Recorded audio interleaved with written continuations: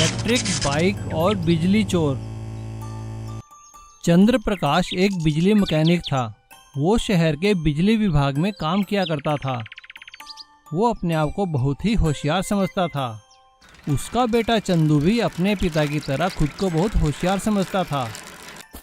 चंद्र प्रकाश ने अपना घर गांव के कोने में बनाया हुआ था, क्योंकि वो वहां बिजली चोरी करता था। उसने अपने घर में बिजली का कनेक्शन सिर्फ नाम के लिए लगा रखा था। उसने गांव के कोने में अपने घर के पास बने बिजली के ट्रांसफार्मर से गैर कानूनी ढंग से बिजली लगा रखी थी। उसके घर के सारे उपकरण उसी बिजली से चलते थे। एक दिन जब वो काम से घर वापस लौटा तो उसने अपनी पत्नी से कहा, अरे विमला, ये एसी क्यों बंद किया है भाई? इतनी गर्मी है, एसी चलाओ। उसकी बात सुनकर उसकी बीवी विमला ने कहा, अरे अगर एसी चलाऊंगी तो बिजली का बिल कौन भरेगा? हाँ। अपनी बीवी की बात सुनकर चंद्र प्रकाश ने हंसते हुए कहा, अरे मेरी भोली विमला, बिजली के बिल की चिंता तुम मत करो। अरे तुम जानती नहीं, हमारे घर में तो बिजली मुफ्त है, मुफ्त। ट्रांसफार्मर से डायरेक्ट लाइन लगा रखी है मैंने, जितना मर्जी एसी चलाओ। तभी उसका बेटा चंदू उससे आकर कहता है, पापा पापा देखो, मैंने बैटरी से चलने वाली बाइक बनाई है। अरे वाह बेटा, तू तो मेरा नाम जरूर रोशन करेगा। देखा विमला, कितना होशियार है हमारा चंदू। अपने पापा की बात सुनकर चंदू ने कहा, हाँ पापा, समझाओ ना माँ को। माँ तो मुझे बैटरी चार्ज करने ही नहीं देती, कहती है बिजली का बहुत बिल आता है। चंदू की बात सुनकर चंद्र प्रकाश ने अपनी बीवी को डांटते हुए कहा, अरे क्यों रोकती हो बच्चे को?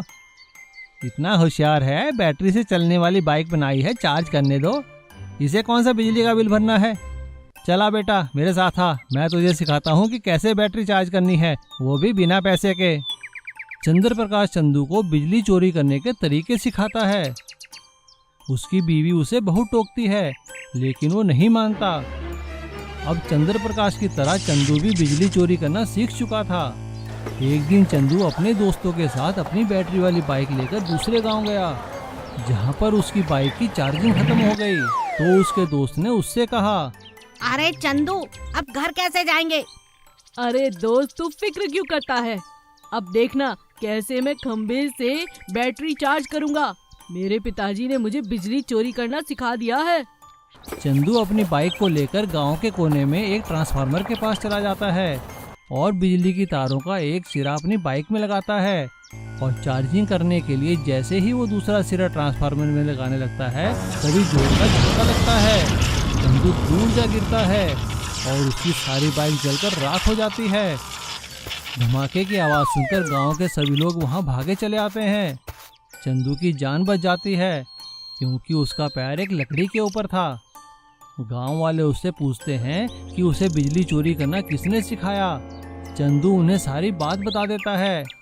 सभी गांव वाले इस बात की रिपोर्ट पुलिस में करते हैं और पुलिस चंद्र प्रकाश को बिजली चोरी करते हुए रंगे हाथ पकड़ लेती है। बिजली विभाग उसे नौकरी से निकाल देता है।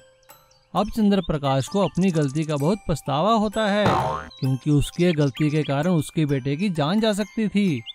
वो कभी जिंदगी में बिजली तो क्या, किसी भी चीज की चोरी ना करने की कसम खा लेता है। जादुई चाय वाले की दुकान थी।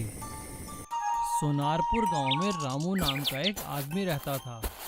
रामू की सोनारपुर गांव के बाजार में एक चाय की दुकान थी। वो बहुत ही स्वादिष्ट चाय बनाया करता था और चाय के साथ साथ पकौड़े और जलेबियां भी बेचा करता था। सोनारपुर के बस स्टैंड के सामने उसकी दुकान होने के कारण उसका काम बहुत अच्छा चल रहा था। वो आने जाने वाले यात्रियों को बुला बुलाकर चाय पिलाया करता था। चाय ले लो चाय, गर्मा गर्म चाय, स्वाद स्वाद चाय, थकान मिटाने वाली रामू की स्पेशल चाय, चाय ले लो चाय। आइए भाई साहब, आप चाय पियेंगे या जलेबियाँ खाएंगे? अरे भैया, थक चुके हैं, कुछ भी खिला दो। अरे साहब, आप एक बार चाय पी के तो देखिए, सारी थकान दूर हो जाएगी। रामू उस आदमी को चाय पिलाता है। चाय पिलाते ही उस राहगीर की सारी थकान दूर हो जाती है। अरे वाह, भैया तुम्हारी चाय में तो जादू है, जादू, फुर्ती आ गई तन बदन में। इसी तरह रामू सभी राहगीरों को बड़े प्यार से चाय पिलाया करता था। रामू दिल का बहुत अच्छा था।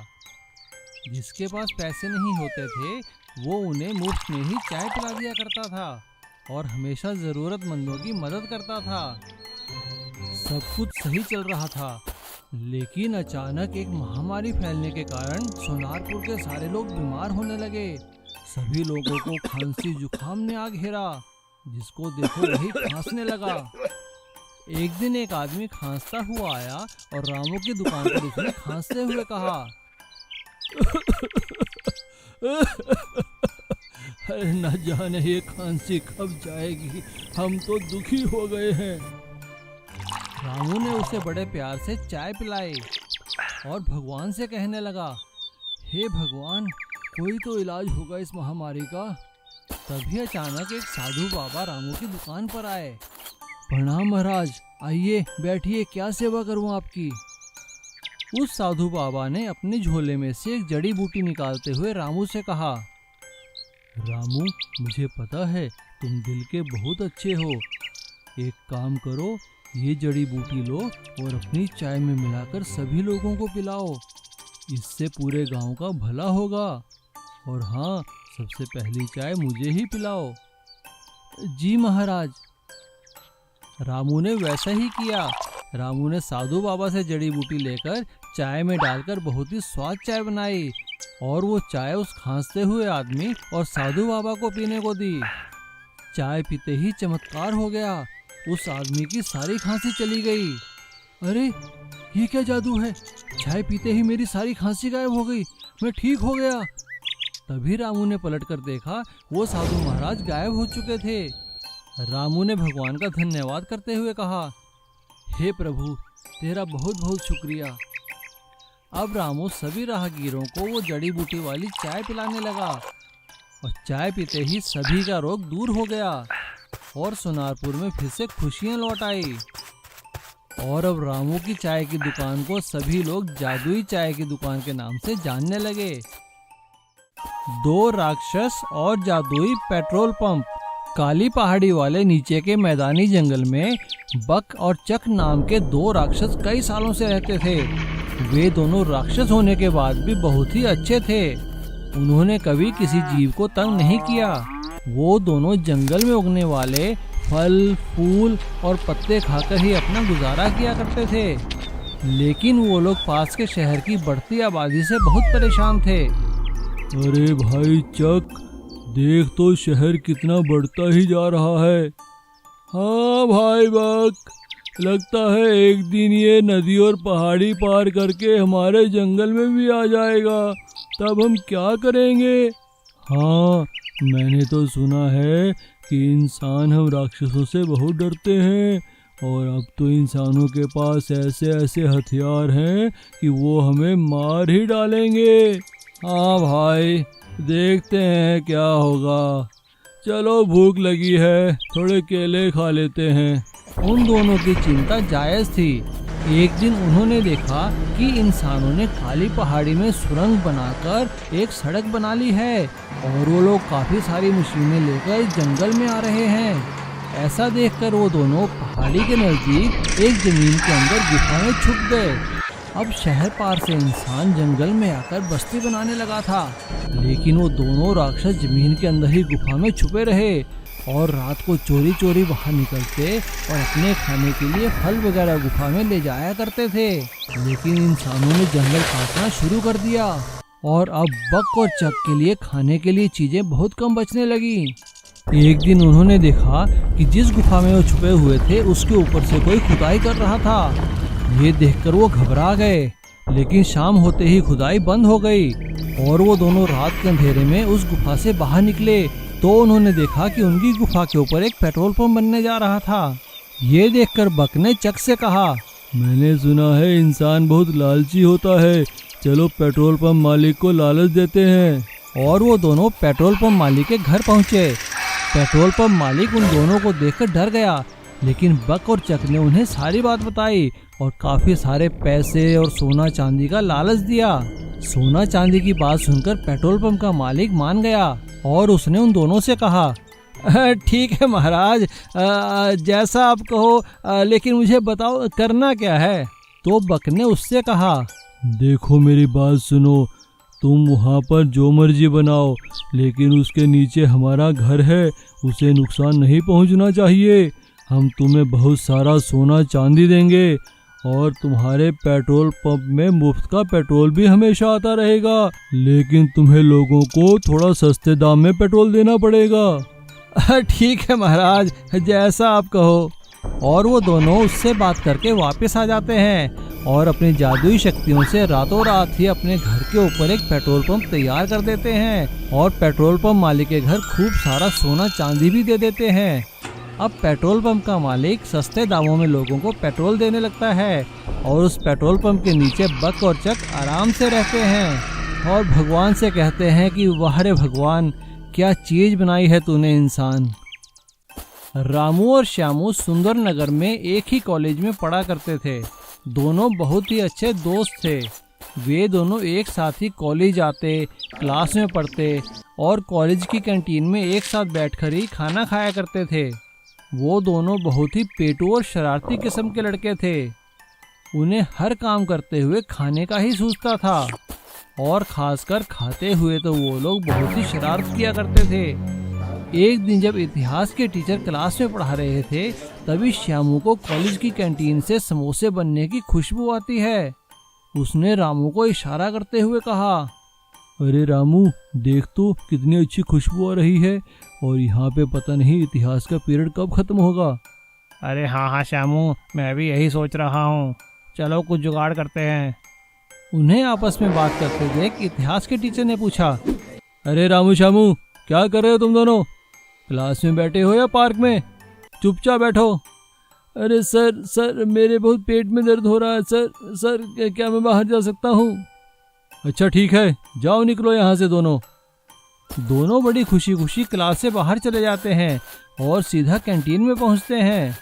कैंटीन के मालिक जगतार उन्हें देखकर बहुत दुखी हो जाते हैं और अपने कारीगर से कहते हैं, अरे छोटू, आ गए दोनों भुक्खड़, देख तो क्या खाएंगे ये।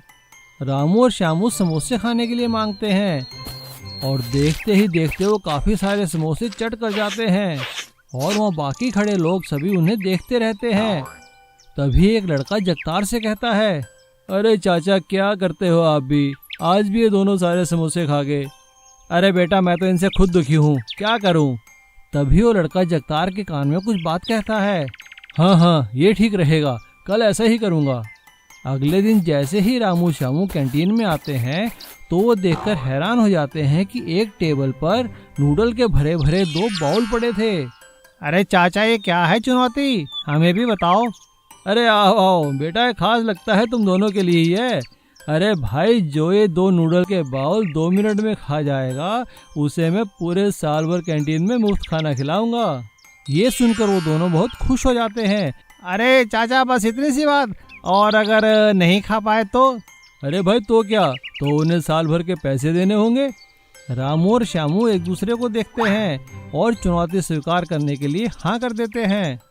लेकिन जैसे ही रामू श्यामू नूडल्स खाने लगते हैं, वो देखकर हैरान हो जाते हैं कि नूडल्स के नीचे तो काफी सारी मिर्च वाले नूडल भरे हुए थे। वो दोनों मिर्च लगने के कारण चिल्लाने लगते हैं, अरे हाय, मर गया, इतनी मिर्च, हाय को पानी पीने को दो, हाँ पानी दो भाई, अरे जल्दी पानी दो। तभी कैंटीन मालिक जगतार कहता है, अरे छोटू, दे इनको पानी दे और साथ में 1 गिलास दूध का भी दे। और हाँ बेटा, तुम्हारे 2 मिनट हो गए पूरे और नूडल रह गए अभी अधूरे। चलो उठो, मुंह साफ करो और 1 साल के खाने के पैसे दो। रामू और श्यामू को शर्त के अनुसार खाने के पैसे देने पड़ते हैं और दोनों कान पकड़ते हैं कि कभी किसी के साथ शरारत नहीं करेंगे और खासकर किसी को खाने पीने के लिए तो बिल्कुल भी तंग नहीं करेंगे।